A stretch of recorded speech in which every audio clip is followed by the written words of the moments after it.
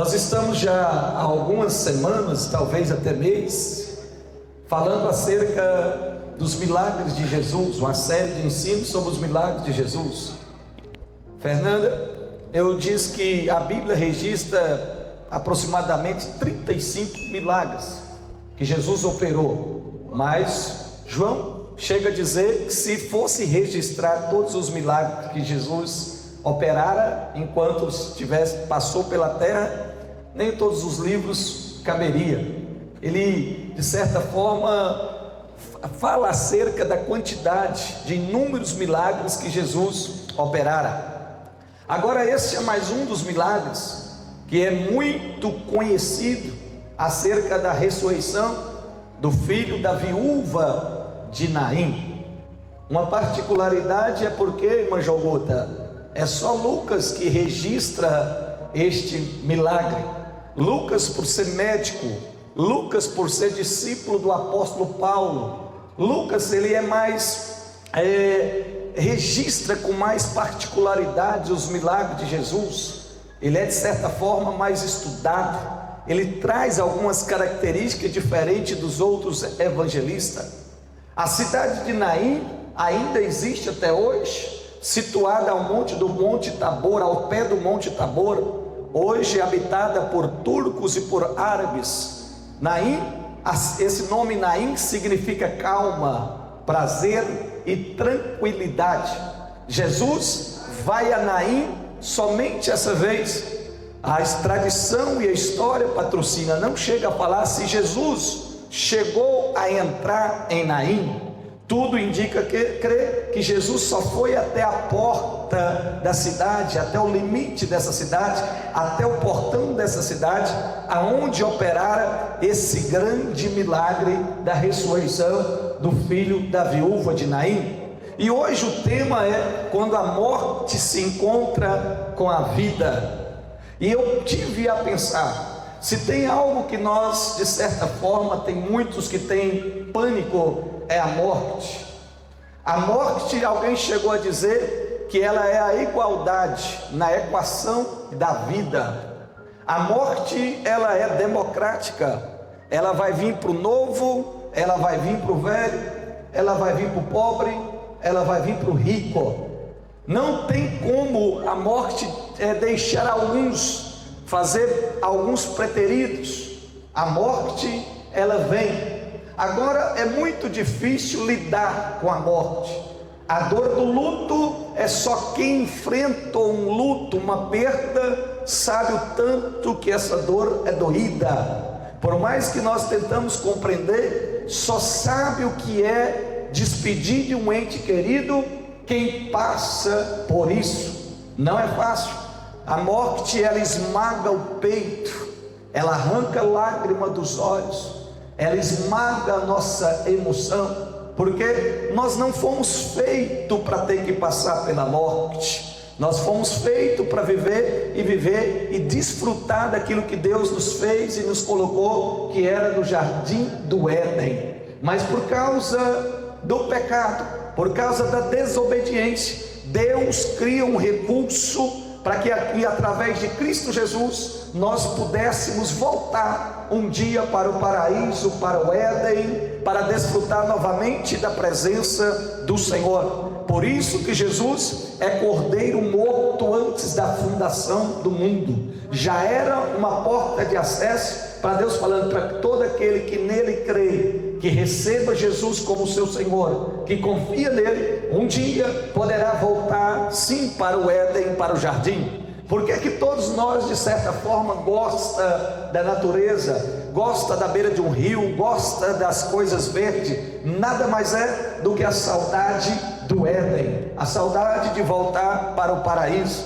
Agora pensem, uma mãe que está enfrentando a dor do luto pela segunda vez, porque a Bíblia fala que ela é viúva. Se ela é viúva, é porque ela já conhecia a estrada do cemitério. Ela já tinha, de certa forma, sepultado o amado da sua alma, aquele a quem um dia conheceu, enamorou, apaixonou e viveu uma vida. Não sabe se foi por muito tempo, se foi por pouco tempo, mas o certo é que constituiu uma família. e os judeus valorizam muito a família. Agora é uma mulher que está indo pela segunda vez ao sepulcro, agora para sepultar o único filho. Para quem tem filho, perder um filho já não é fácil. Quando tem-se mais outros, ainda bem que tem mais alguns que de certa forma, não que substitui, mas acalenta e diminui talvez a dor. Agora quem só tem um e ainda tem que ir ao sepulcro sepultar, deve ser muito doloroso, muito doído. Essa mulher está a enfrentar tudo isso. Talvez hoje alguém está aqui neste culto e está de certa forma também enfrentando uma dor que esmaga o peito, uma dor latejante, uma dor da saudade, a dor que passou até pelo luto. Mas Jesus está aqui para dizer: eu sou o autor da vida, em mim é quem tem vida com abundância, em mim volta a ter os deleites, a alegria da salvação, em mim tem esperança, tem coisa boa chegando, tem tempo novo chegando. Ele é quem traz uma paz que excede todo entendimento. É só nele que nós temos a esperança da vida eterna. Agora, algumas lições que nós trazemos, irmã Sheila, com essa passagem. Primeira lição que eu aprendo: no plano de Deus existe o tempo certo para o milagre. Irmão Clemente, no plano de Deus existe o tempo certo para o milagre. Muitas das vezes nós ficamos ansiosos para querer que o milagre aconteça no nosso tempo, mas Deus tem o tempo certo, porque Ele conhece o final das coisas melhor do que nós conhecemos o início. Deus já sabe o final de todas as coisas, melhor do que eu e você conhece o início dela. Eclesiastes capítulo 3, versículo 1, a Bíblia nos diz que há um tempo determinado debaixo dos céus para que todas as coisas acontecem, todo propósito se cumpre debaixo do céu. Irmã Caletiela, eu cheguei a pensar, se Jesus tivesse chegado em Naim mais cedo, não tinha encontrado com o cortejo. Se Jesus tivesse chegado mais cedo, ele não tinha encontrado com essa mulher, com essa mãe, indo sepultar o seu filho. Se Jesus tivesse ido depois, mais tarde, já teria acontecido o sepultamento. Também não teria como talvez fazer o milagre, porque ele teria chegado depois que o menino já estava sepultado. Então Jesus chega na hora certa. Aleluia. Deixa eu falar para alguém que talvez estava preocupado: Jesus vai chegar na hora certa. Ele tem o tempo certo para chegar. Existe um ditado por aí que diz que Deus tarda, mas não falha. Eu quero te falar que Deus não tarda. Ele sabe o momento certo, a hora certa. Mas eu quero dizer para a igreja, para quem vai glorificar a Deus: Jesus está chegando, Jesus está vindo aí. Jesus já sabe que Ele vai chegar no momento certo. Ele te conhece, está vindo ao teu encontro para trazer alívio para essa dor, alívio para esse sofrimento, alívio para essa angústia. Mas eu quero dizer para a igreja de Jalpaci: Jesus está chegando na sua casa, na sua vida, com milagre na hora certa.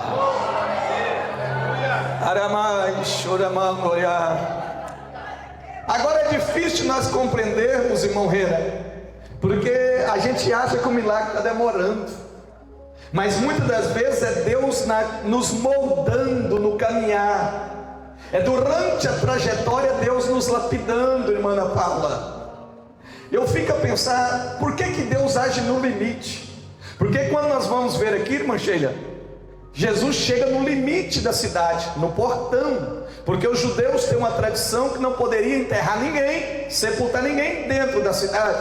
Então era levado o corpo para fora da cidade para que houvesse o sepultamento.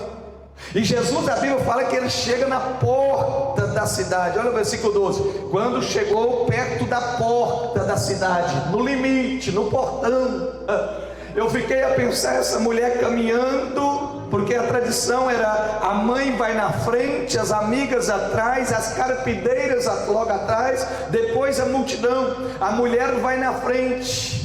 Quando ela chega no limite, Jesus chega, aleluia, porque ela já ia sair da cidade para fora para sepultar o filho. E Deus falou no meu coração: tem gente que está dizendo, eu estou no meu limite, eu já não aguento mais, a dor é muito grande. Jesus está dizendo, é agora que eu chego. É quando você pensa que não tem mais jeito, que já está no seu limite, é aí que Deus vai chegar. Lembra de Abraão? Abraão, Deus fala com ele, ele tem que pegar Isaac e ir para Monte Moriá, né? Ele sai de madrugada, caminho de 3 dias, irmão, está aí. Ele não conta nada para a esposa, na estrada não conta nada para o menino, mas já ficou pensando, irmão Cleber, na estrada ele pensando assim, moço, por que Deus não me conta o que vai acontecer? Por que Deus não revela para mim o que vai acontecer? Pensa um menino, que a gente fala que é menino, mas já era um moço, já de idade, às vezes há 25 anos, e ele perguntar, pai, o que nós vamos fazer no Monte Moriá? O que nós estamos indo? Eu estou vendo tanta coisa, cutelo, lenha, né? E eu estou vendo que o holocausto não tem cordeiro, e o pai não contar nada. Aí quando ele ergue o cutelo no limite, Deus raia de lá. Pare, Abraão, que agora eu vi que tu me temes, mas já tem um cordeiro preparado aí atrás, engarranchado, para que houve sacrifício. Mas foi no limite, é no limite.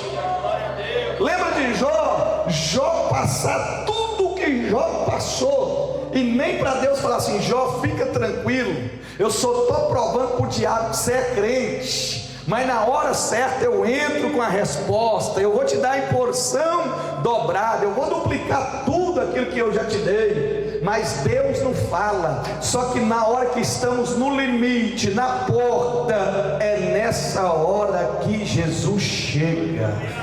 É nessa hora que Jesus dá uma ordem ao teu favor. Levanta tua mão que eu vou profetizar. Deus está chegando com milagre na vida de alguém. Deus manda falar para alguém. Talvez já falaram para você que você é um canteiro que não dá fruto, que você não gera, que você não tem jeito, que já cessou tudo, que é um jardim morto. Mas Deus está dizendo, se eu der uma ordem, o jardim vai voltar a brotar, a água vai sair da rocha, mas eu vou chegar para trazer coisas novas em nome de Jesus. No plano de Deus existe um tempo certo. É difícil de entender, porque tem hora que a gente fala, Deus, por que o senhor não acha? Eu já vivi isso mais, irmão, que eu tenho que fazer um acerto, resolver uma situação amanhã, ou o mês que vem, aliás, parece que eu queria a resposta hoje, aí de repente faltou semana, a angústia vai tomando conta, a ansiedade, de repente vai ser amanhã, eu preciso de resolver para amanhã, e nada aconteceu. Mas aí quando chega amanhã, Deus manda a resposta. Parece que Deus fala assim, eu só quero que você acredita, eu só quero que você tenha fé. Por quê, irmão? Para Deus eu não preciso ter reserva, não. É no momento certo, do jeito certo, Deus chega, e aonde tinha morte passa a ter vida, e aonde tinha tristeza passa a ter alegria, e aonde tinha vergonha passa a ter ali então abundância de felicidade. Moisés, segunda lição, 2 grupos de pessoas, discípulos e multidão. Olha só, a Bíblia fala no versículo 11: foi a uma cidade chamada Naim, com ele iam muitos dos seus discípulos e uma grande multidão. Então estava indo, na verdade tinha 3 grupos, porque depois vai encontrar com outra multidão, mas agora no primeiro momento 2 grupos, discípulos e multidão. E a minha pergunta é, você é discípulo ou é multidão? Porque há uma diferença entre ser discípulo e ser multidão. Por quê, pastor? Discípulo é um aluno, Discípulo é um aprendiz. Agora quem é multidão é só uma admiradora. A multidão é só a fama que o atrai. A multidão está indo muitas das vezes para contemplar o espetáculo. A multidão é atraída para ver o que acontece. O discípulo vai porque ele é seguidor. O discípulo vai porque é um aluno. O discípulo vai porque é um aprendiz. O discípulo vai porque ele é comprometido com o seu mestre. A multidão não tem compromisso. Se o espetáculo não é bom, ela volta para trás. Se aquilo que está acontecendo não atraiu, ela deixa o mestre. A multidão só quer ser favorecida. O discípulo não precisa de ser só favorecido, ele é um seguidor, ele é um componente. O discípulo está mais perto, a multidão observa mais de longe. O discípulo, ele quer aprender a todo momento.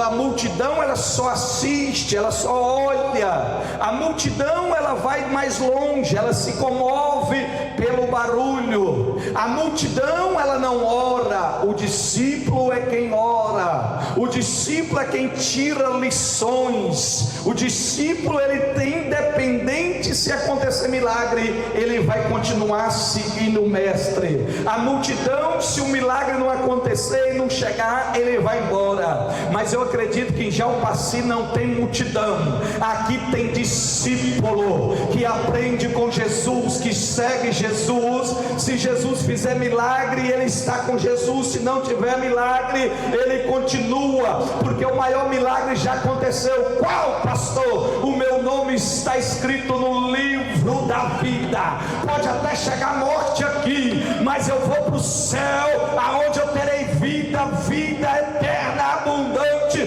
com meu Senhor. Discípulo fala: me crucifique de cabeça para baixo, porque não sou digno de morrer como meu mestre. E a multidão, quando os milagres acabam, é a mesma que grita para Pilatos: crucifique, crucifique. A multidão que foi alimentada de pão e peixe está mandando crucificar. Mas quem é discípulo está depois da ressurreição no cenáculo, orando e aguardando o cumprimento da promessa, até que do alto vem revestimento de poder, e receberam o Espírito Santo de Deus, e foram cheios do poder, e saiu a anunciar o Evangelho, e morrer como mártir, mas era discípulo. Se aqui tem discípulo, levanta sua mão e glorifica o nome do Senhor Deus, porque é uma diferença. A parábola das 10 virgens fala aquela história, que as virgens que estavam aguardando o noivo, 5 prudentes, 5 loucas. Quando o noivo vem, o que faz a diferença é o azeite. Mas ali nós temos que entender que as virgens é acompanhante do noivo. As virgens eram as acompanhantes do noivo, não era o noivo. A igreja é a noiva. Eu não quero ser acompanhante, eu faço parte, eu sou noiva do Cordeiro, que estou aguardando o arrebatamento da igreja. Ainda o céu tem que ser o nosso alvo. O meu desejo ainda é o céu, porque discípulo de Jesus aguarda a volta do seu mestre para estar com ele para sempre. Só quem é discípulo aqui adora o mestre, adora o seu Senhor. Nós somos discípulos e não multidão. Aleluia. Inclusive, eu ainda voltando no tópico 1 acerca do tempo, eu lembrei de alguém que chegou um dia em mim: irmã Cristina, olha a audácia, pastor, eu pus Deus na parede e dei para Deus 10 dias. Se Deus não resolver esse negócio para mim, eu vou rasgar a Bíblia. Você já viu esses engraçadinhos que falam isso? Eles querem demonstrar uma fé. Não, eles perderam o temor, esqueceu a soberania do Senhor. Eu falei: irmã, deixa eu te falar um negócio. A senhora deu quantos dias para Deus? 10 dias. Falei, pois é, cuidado, porque a Bíblia fala que para o Senhor um dia é como 1000 anos. Vai que Deus interpretou e agora o sábado deu 10 dias, está dizendo, então me deu 10.000 anos. Cuidado, irmão, está na hora de levantar a mão e dizer, Senhor, tem misericórdia de mim, filho de Davi, mas eu quero que o Senhor me alcança. Eu não sou multidão para ficar com Deus na parede, eu sou discípulo. Eu sei que na hora certa o Senhor vai chegar. Eu não estou sozinho, não estou abandonado, o Senhor está me vendo e eu confio em Ti.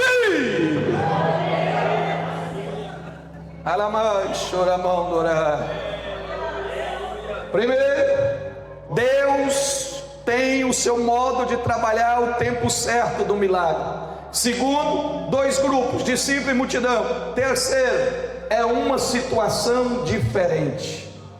Por quê, pastor? Olha o versículo de número 13. Ao vê-la, o Senhor sentiu compaixão por ela. Ele disse, não chores. A Bíblia não fala, Misael, que foi ela que viu Jesus. Porque quando a angústia está muito apertada no peito, Flávia Antônia, nós não conseguimos identificar o milagre que está tão perto de nós. A dor é tão grande que nós não conseguimos perceber que o ambiente está propício para milagre. Ela não enxerga. Este milagre, ele é uma situação diferente. Por quê? Bartimeu gritou por Jesus. A mulher do fluxo de sangue foi até Jesus, tocou. Zaqueu subiu numa árvore e chamou atenção. Os outros milagres, Lázaro, alguém foi atrás de Jesus para buscar Jesus. Agora esse milagre, nada, nem a tradição, nem os relatos, não identifica a mulher olhando para Jesus, clamando a Jesus, e nem alguém indo até Jesus para falar da dor, do sofrimento da mulher, dessa viúva. Mas a Bíblia fala que Jesus vê ela e se move de íntima compaixão. Deus tem formas diferentes de fazer milagre, mas Ele é o mesmo ontem, hoje e eternamente.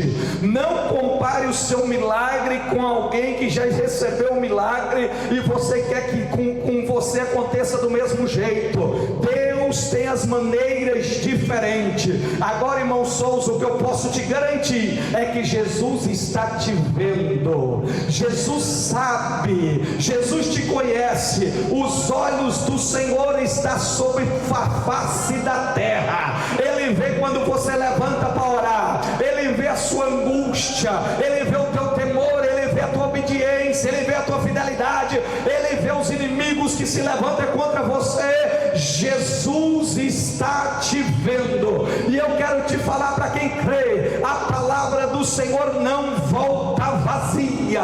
Tem algo de Jesus para a tua vida. Ele está te vendo. Se você crê nisso, levanta sua mão e glorifica Ele.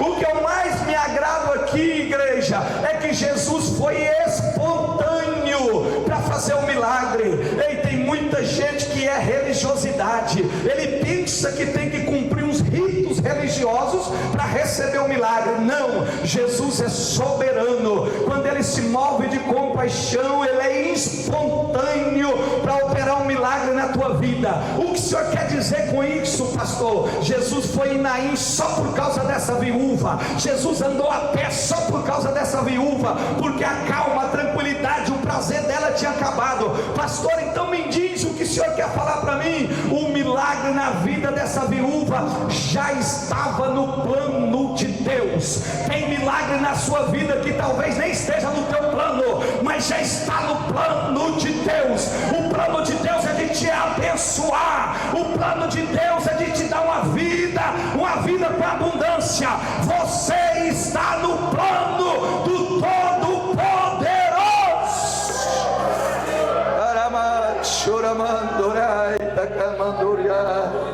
Não deixe o inimigo te jogar dardos na mente, atacando o teu campo na sua mente, dizendo que você não merece, que você não vai receber, que você não fez direito, irmão, é pela graça, mas eu creio que eu estou no plano do soberano, misericordioso Deus da minha salvação. Você crê nisso também? Glorifica o nome do Senhor Deus.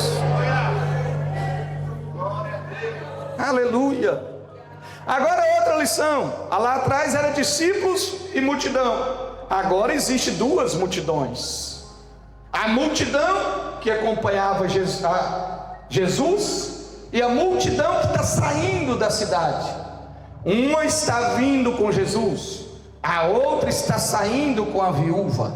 Agora essas multidões tinham diferença. A multidão que acompanha Jesus, adoração, louvor, felicidade, milagre, está sentindo o bom perfume de Cristo, palavra doce, acompanhando e aprendendo com os ensinamentos do Mestre. Que coisa boa! Agora outra multidão que acompanha uma mãe que está percorrendo o caminho do cemitério pela segunda vez. Uma multidão na frente, a mãe chorando, a mãe sofrendo, a mãe com luto, a mãe envergonhada, atrás as amigas, os parentes, e mais atrás, quem, pastor? As carpideiras. Pastor, quem que é as carpideiras? É alguém que recebia para chorar. Pastor, o que é que eu aprendo com isso? Tem alguém que tem lucro em cima da tua dor, tem alguém que recebe dinheiro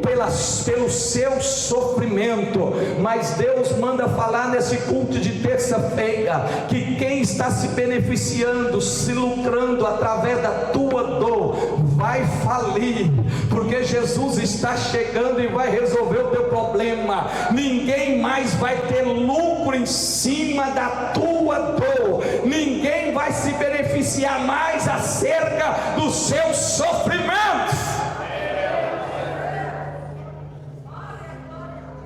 Eu queria falar algo aqui, não sei se eu tenho coragem.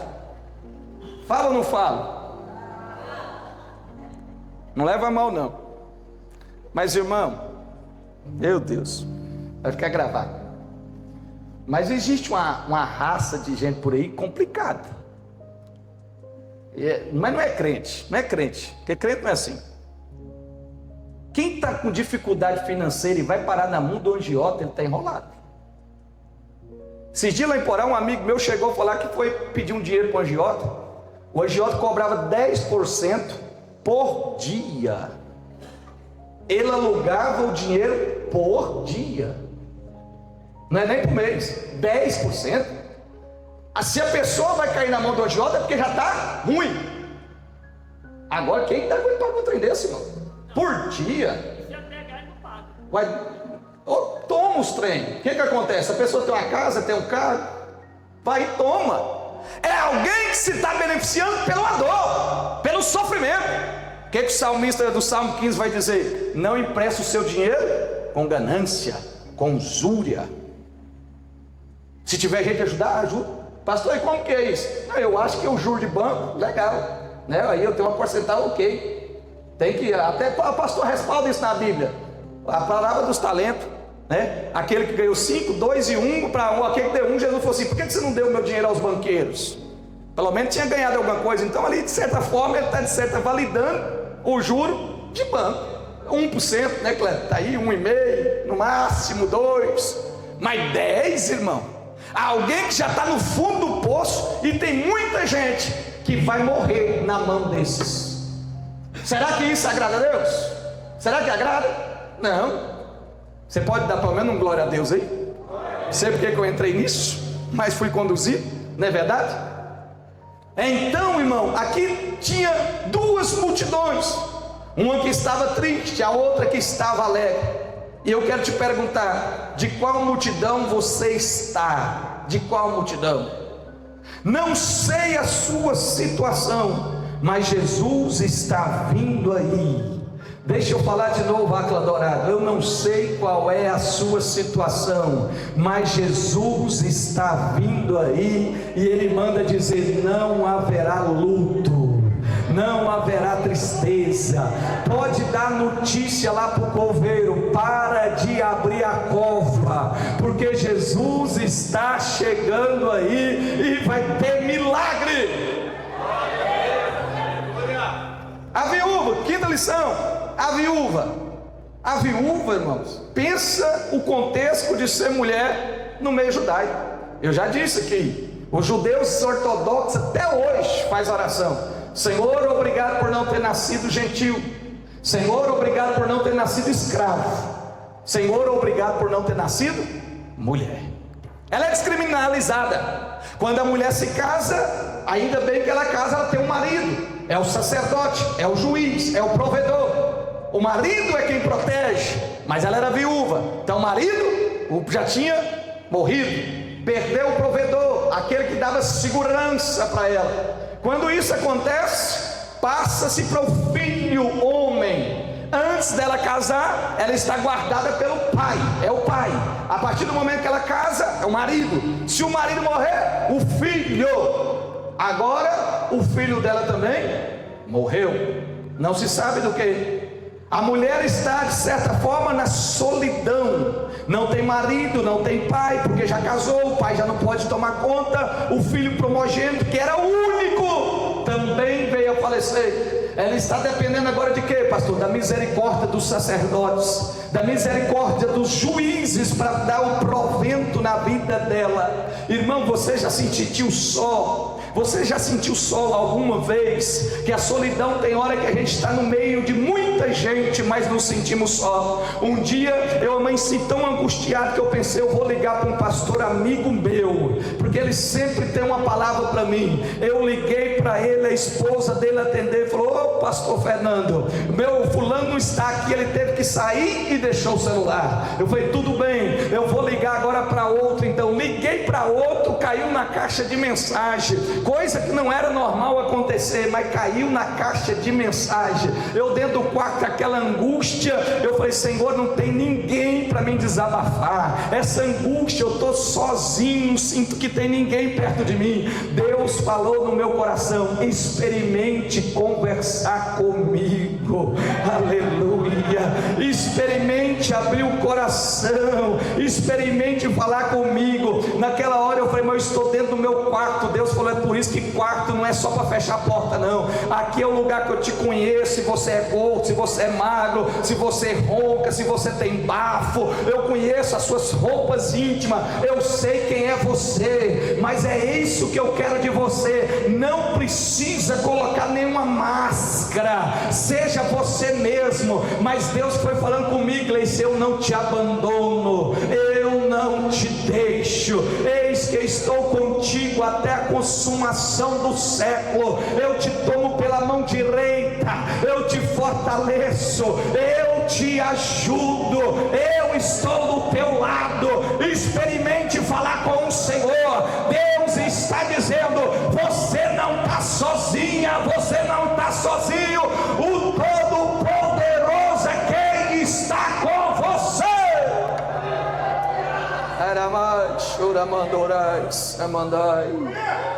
Aleluia. Irmã Cleusito, a Bíblia fala que Jesus, vendo, a lição sexta, moveu-se de íntima compaixão. Compaixão, Jesus viu, e Ele é o Senhor. E eu acho bonito o texto, ficar assim: ao vê-lo, versículo 13, ao vê-lo, o Senhor. Misael, quem olhou para ela não foi o prefeito da cidade, quem olhou para ela não foi o presidente da Câmara dos Vereadores, quem olhou para ela não foi o pastor, quem olhou para ela não foi um grande empresário, mas quem olhou para ela foi o Senhor. Ele é Senhor de todas as coisas. Mas talvez ela podia falar: sou viúva e meu filho está indo ser sepultada. Mas quem olhou foi o Senhor. Eu estou falando isso porque talvez tenha alguém aqui que fala: não tem mais jeito, aqui parece que é tudo impossível. Mas quem chegou é o Senhor. Ele continua sentado no trono, Ele é Senhor. E a Bíblia fala que Ele se comoveu de íntima compaixão. O que é compaixão, pastor? é estar cheio de misericórdia. O que é misericórdia? Vem do termo miséria, estado que você está, e cardia, coração. Então quer dizer que é o Senhor que olha e entende o estado de miséria que você está, mas está dizendo: você está no meu coração. Eu já vou dar uma ordem ao teu respeito, porque eu estou sentindo o que você está sentindo. Eu sei o que é sofrer, eu sei o que é essa dor da perda, eu sei o que é a morte. Jesus chega para ela e fala: não chores. Sandro, quem é que tem coragem de chegar para alguém que está indo sepultar o único filho, fazendo esse percurso pela segunda vez, viúva, e dizer: não chora? Aí os pregadores usam isso aí, né? Jesus é o maior frustrador de velórios, porque aonde Jesus chega, se tiver um velório, vai frustrar o velório. E Jesus faz isso mesmo. Ele chega para a mulher e diz: não chores, porque Jesus tem autoridade para falar isso. Porque quando Jesus está falando não chore, Ele está dizendo: eu já sei o que eu vou fazer. Aquilo que está te fazendo chorar, eu vou trazer de volta para fazer você se alegrar e sorrir na minha presença. Não chore. O que quer dizer chorar, pastor? Não chore. Ele está dizendo: olha, o trajeto da dor chegou ao fim. Levanta sua mão que eu vou profetizar do altar na terça-feira, o culto de ensino. Jesus está dizendo para alguém: o trajeto da dor chegou ao fim, a trilha da humilhação está chegando ao fim, as lágrimas estão chegando ao fim. Por quê, pastor? O tempo de cantar chegou, o tempo de se alegrar chegou.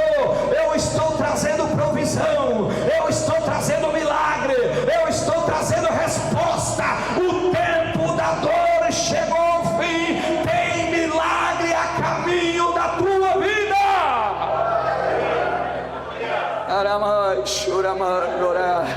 Eu estou sentindo a presença do Espírito Santo de Deus.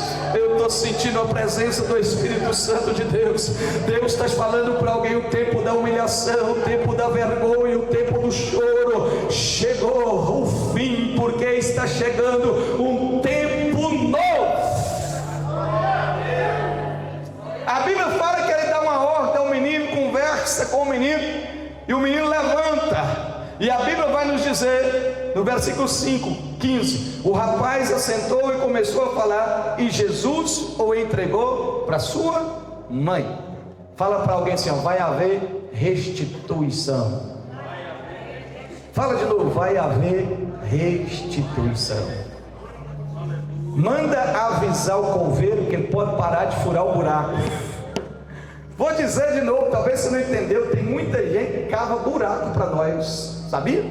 Tem gente que não quer que você dê certo lá naquela empresa que você montou, Giovanni. É multidão e carpideira. Tem muita gente que está cavando buraco dizendo que é seu amigo. Você já foi amigo de coveiro, irmão? Coveiro eu acho que é uma das piores profissões que tem. Aqui não sei se na igreja tem, mas você imagina ficar cavando buraco para enterrar amor de alguém.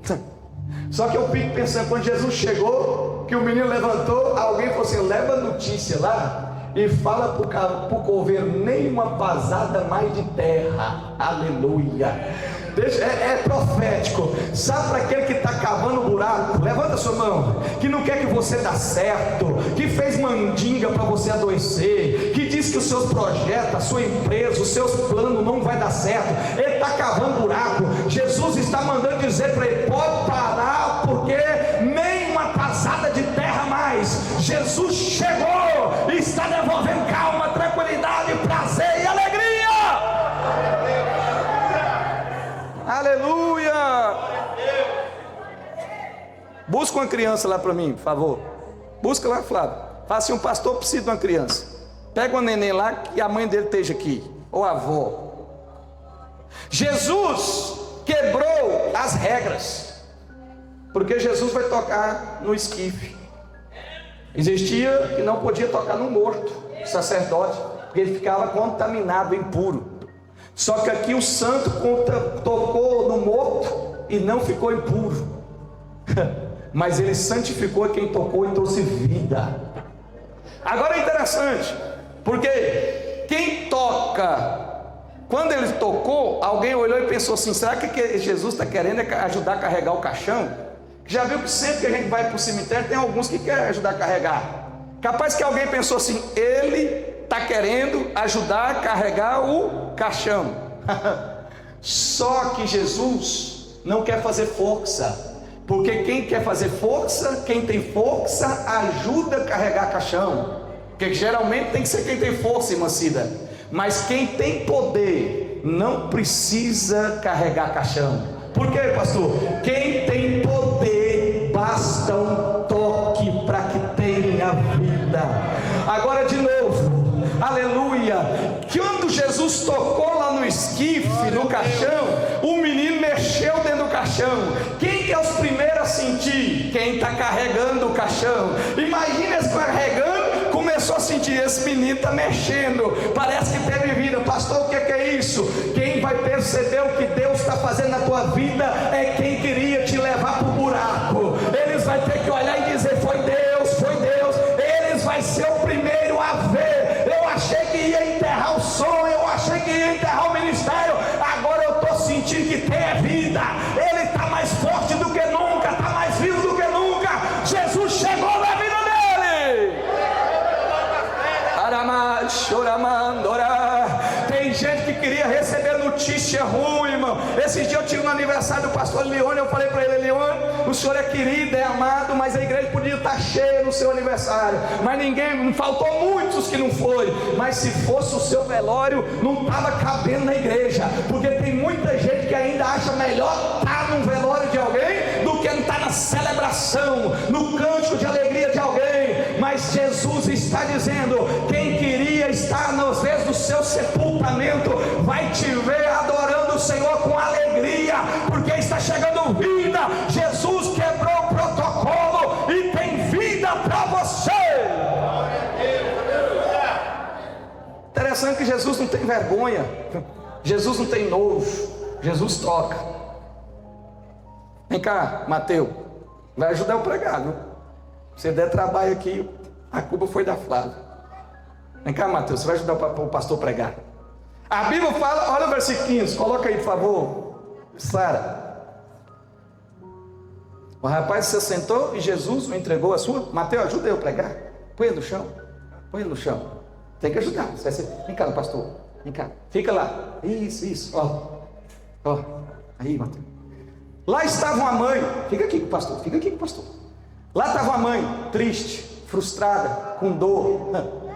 Fica aí.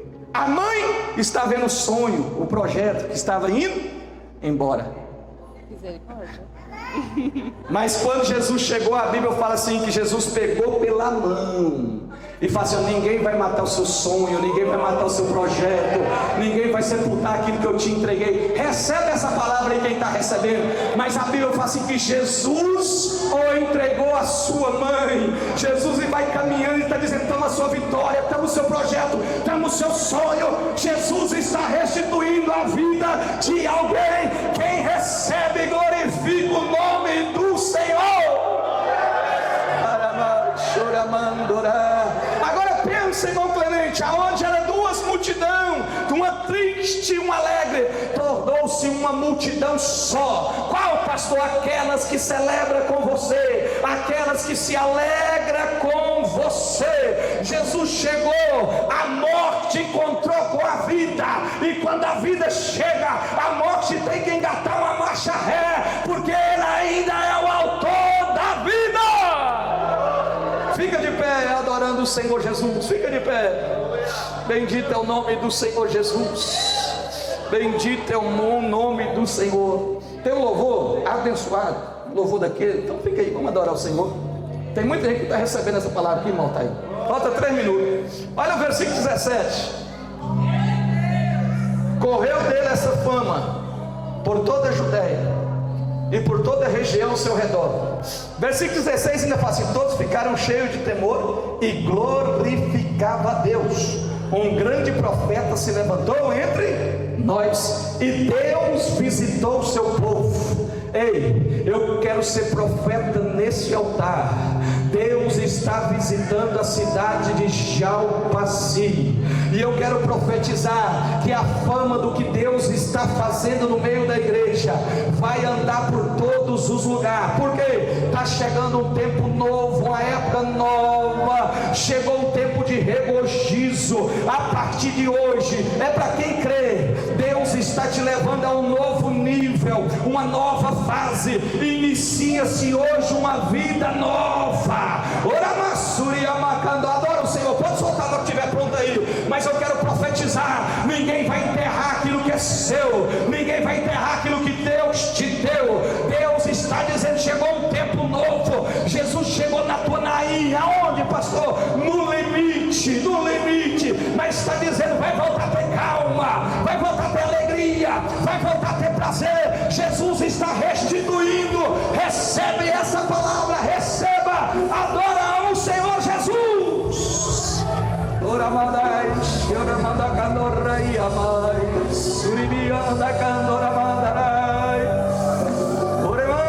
Eu estou sentindo a graça. Adora o Senhor com esse louvor. Aleluia.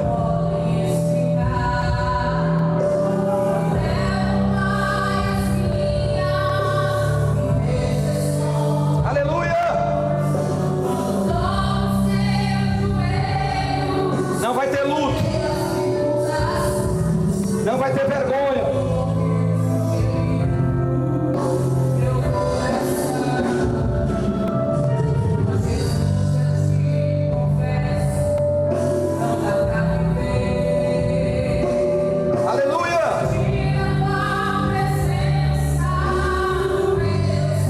Jesus está aqui.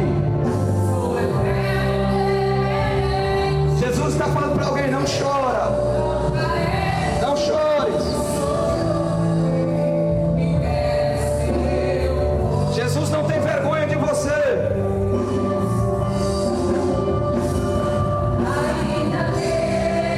O quê?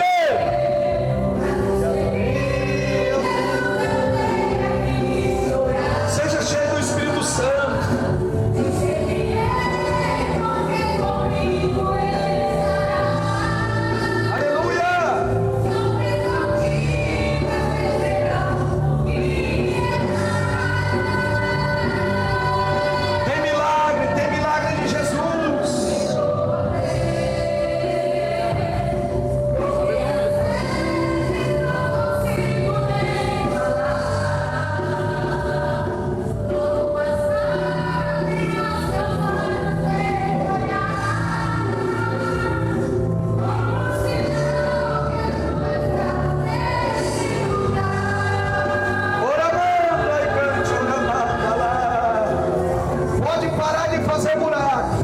Jesus chegou, e chegou para trazer vida, vida, vida, vida.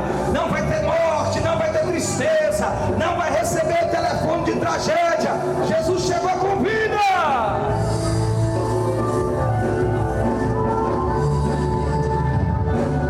Segura. Você pode glorificar o nome de Jesus. Não vai ter tristeza, não. É vida. Aonde você estava achando que não tinha mais jeito, Jesus chegou. Vai trazer vida para sua casa, vida para o seu filho.